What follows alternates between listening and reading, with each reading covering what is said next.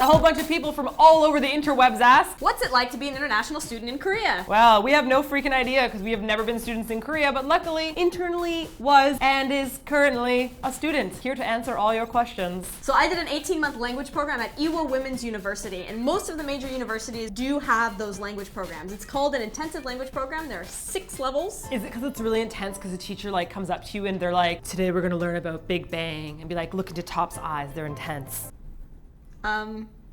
Not so much. Oh. So the difference between intensive and non-intensive courses is the time that you are studying. So intensive courses are 4 hours a day. Most of them are from 9 to about 1 p.m. Wait, 9 a.m.? 9 a.m. I know, it's like being back in high school. It's horrible. Okay. And the teacher takes attendance and they make you do homework. It's horrible. I heard that in Korea, even for university, like normal classes, you have to be there for attendance. Oh yeah. Like they take attendance, and if you don't show up, you will fail the course. It's so true. Then Yeah. in Korea, like you have to show up. They take attendance every day at the start of class, and if you miss more than like 3 or 4 days in a row, like it's a big problem. Teachers will ask you like, why weren't you here? And you'll be like, oh, my stomach hurt. And they'll be like, did you go to the hospital? Did you have diarrhea? What color was it? Non-intensive courses, some of them are just once a week for an hour. Some of them are 3 times a day for 2 hours. Also, in my personal experience, when we're talking about learning a language, the more you do it, the faster you'll learn. So on Twitter, some people were asking me how long it took me to get to my current level of Korean, and I've been studying for about 2 years now. So after about a year of doing an intensive 4 hours a day language course, I was able to read Harry Potter and I could understand TV. You read Harry Potter in Korean? I totally read Harry Potter in Korean. Did you read Harry Potter in English first? Yes, So you're like, I already know what happens in this chapter. Oh yeah, I'll just... all these words. Is it like Voldemort?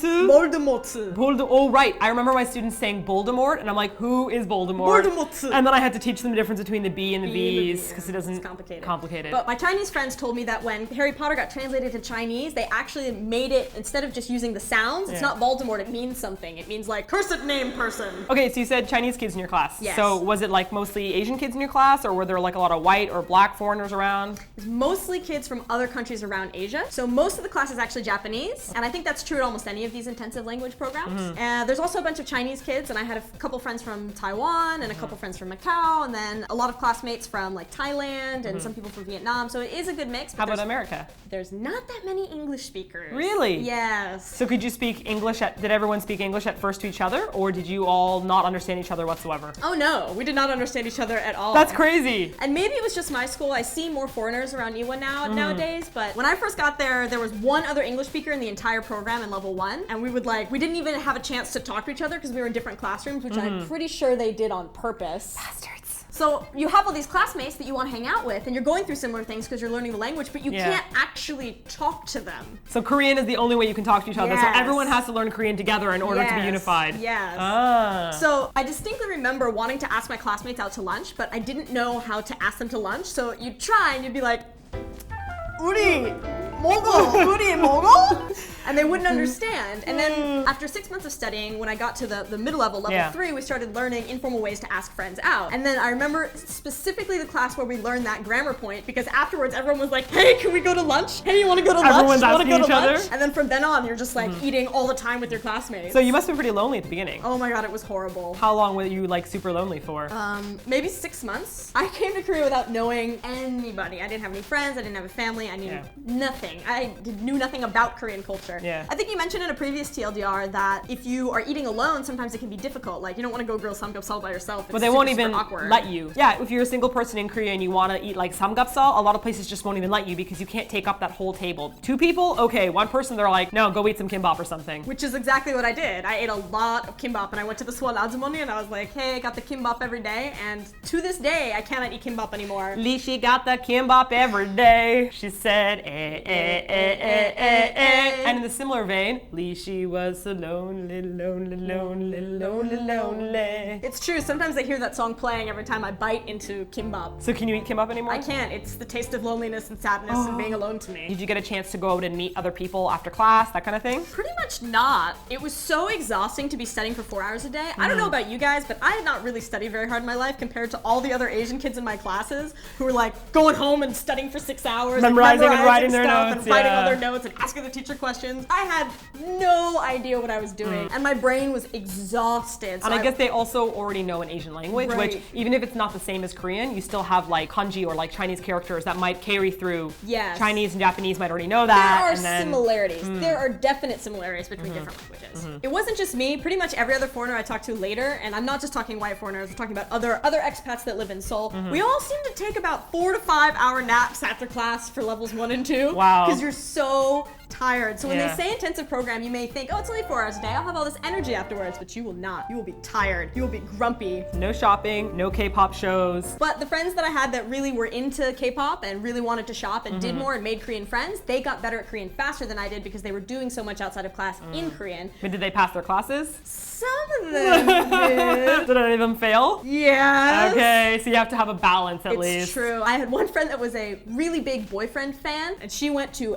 every event they had. When a new album came out, she was the first to get it. She would walk around with stacks and give them to people. And so whenever there was an event or a signing or a fan meetup or anything like that, she would go. And obviously she did not meet that attendance requirement in class. So she had to change schools. Wah, wah. So is there anything that like really surprised you just didn't expect from being in this program? Once the language barrier went away and I was in a higher level and I could actually talk with other people from other countries, I got a lot of really interesting questions about being an American.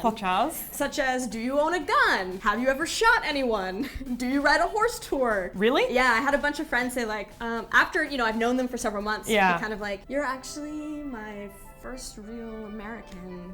And you're nothing like I thought Americans were like. Is that a positive one? I think so, because they see Americans on dramas and they think that everybody's like that. The same way that a lot of you guys maybe see Korean boys on dramas and think they're all that beautiful. And American people are kind of rude. We don't have the same versions of politeness or personal space, for example, that people from other countries do have. I feel like this is a good story. Please continue. You're trying to hint at something here. I found that I've had trouble with some of my Japanese friends in particular. The closer we get, they more than want to like conk my boobs and slap my ass and poke me and hold my hand and stroke my hair. And I'm American, so I'm kind of like, don't touch me. I get all porcupine-y. Can we go back to the boob honking part? That part was a little bit...